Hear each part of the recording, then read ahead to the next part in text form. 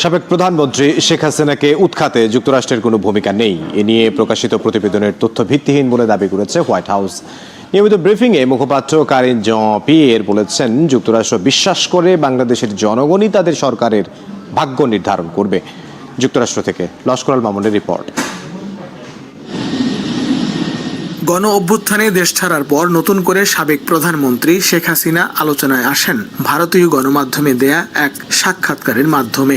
সেখানে তিনি অভিযোগ তোলেন উৎখাতের পেছনে যুক্তরাষ্ট্রের সংশ্লিষ্টতা নিয়ে।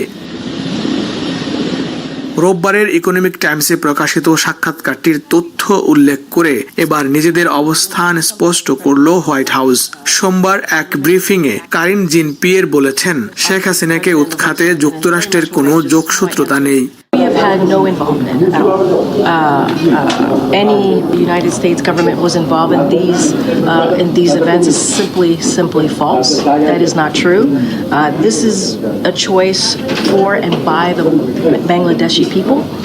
We believe that the Bangladeshi people should determine the future of the Bangladeshi government, and that's where we stand.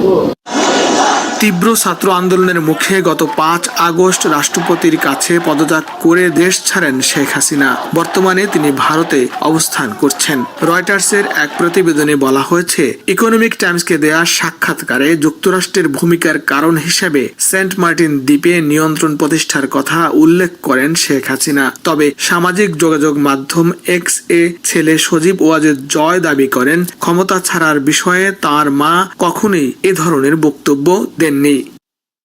Laskar Al Mamun, সময় সংবাদ, যুক্তরাষ্ট্র।